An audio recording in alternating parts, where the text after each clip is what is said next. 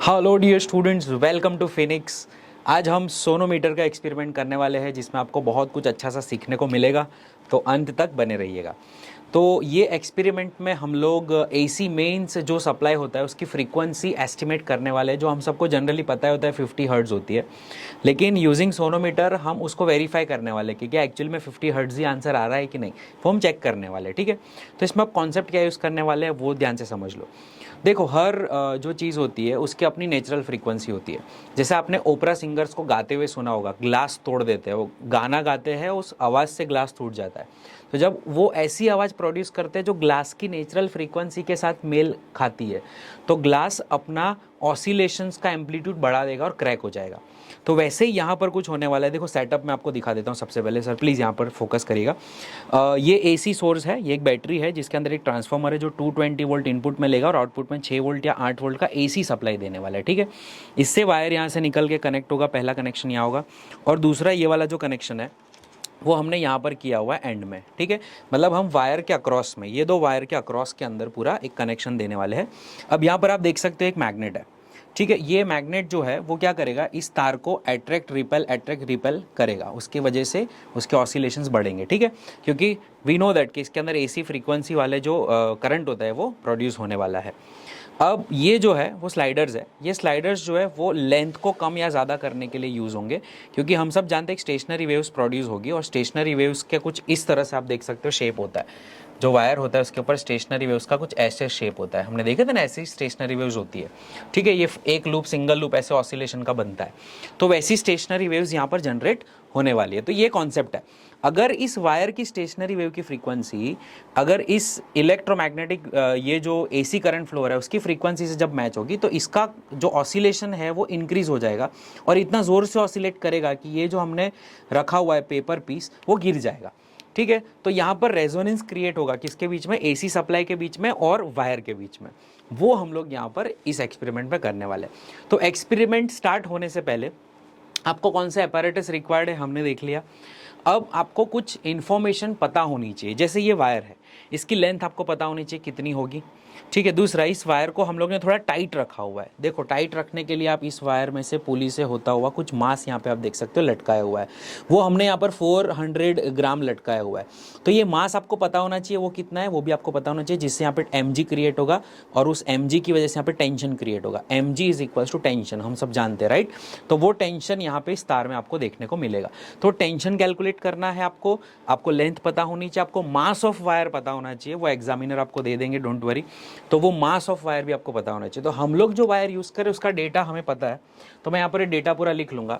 The length of wire जो है वो हमारा 1.3 मीटर का है और 130 सेंटीमीटर का है।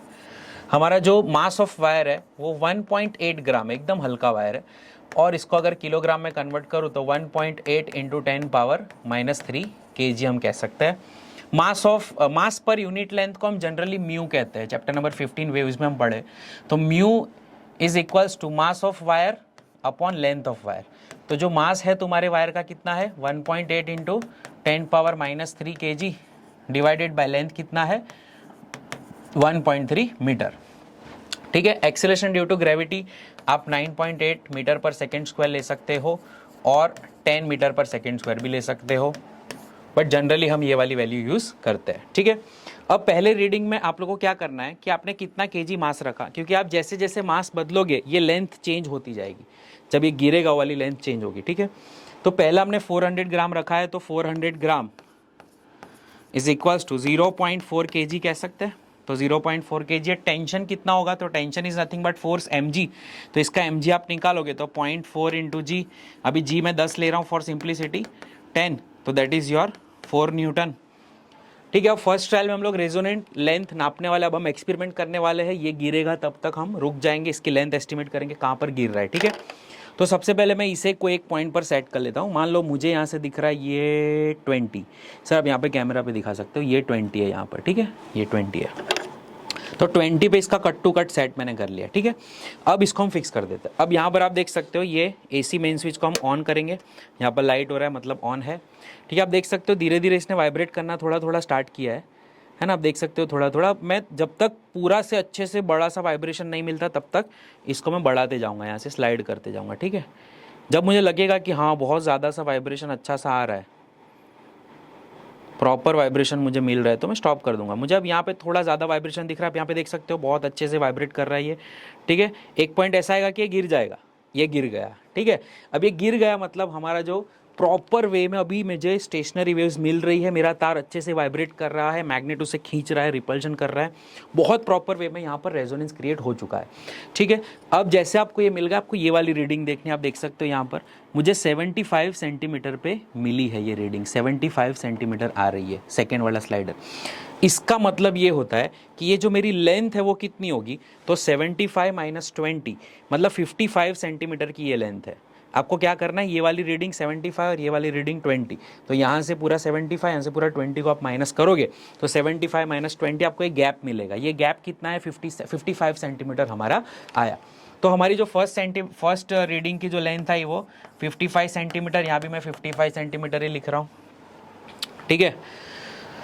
यहाँ भी हम 55 सेंटीमीटर ही लिखेंगे और यहाँ पर 0.55 मीटर, ठीक है।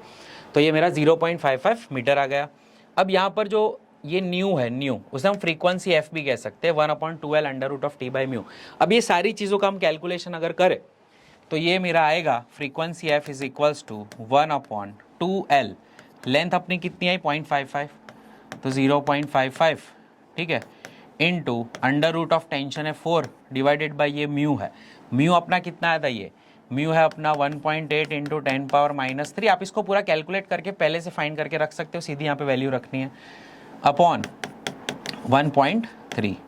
मैंने इसका पूरा कैलकुलेशन किया तो मुझे कुछ आंसर मिल रहा था इसका 53.74 डिवाइडेड बाई 53.74 डिवाइडेड बाई ये 2 इंटू 0.55 1.1 और ये कुछ मेरा आ रहा था अप्रॉक्सीमेटली 49 हर्ट्ज़ आ रहा था। मतलब 50 हर्ट्ज़ के एकदम क्लोज मेरी वैल्यू यहाँ पर आ रही है, ठीक है। आपको ये एक्सपेरिमेंट्स इस तरह से करते जाना है, ठीक है।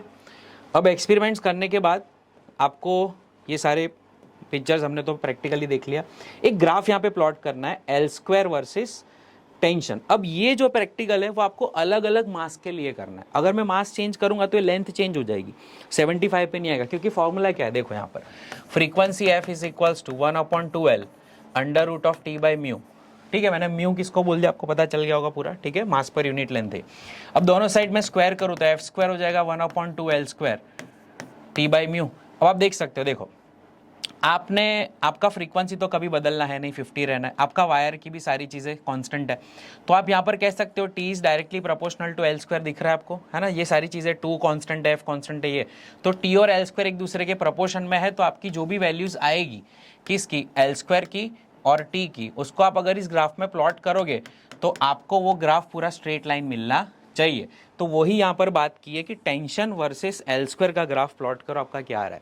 तो बेटा आप अलग अलग वैल्यूज़ के लिए T वर्सेस L² का ग्राफ प्लॉट करोगे तो स्ट्रेट लाइन आना चाहिए, ठीक है। ये फॉर्मूला उसको सपोर्ट करता है। तो ये बहुत ही सिंपल सा एक्सपेरिमेंट है, आप अलग अलग मास चेंज करके इसको एक्सप्लोर कर सकते हो एंड एंजॉय कर सकते हो। बढ़िया सा एक्सपेरिमेंट रेजोनेंस का हमने किया। आई होप आपको मज़ा आया होगा, कॉन्सेप्ट क्लियर हो गया होगा और प्रैक्टिकल में आप अच्छे से परफॉर्म करोगे। All the very best from Phoenix. Thank you.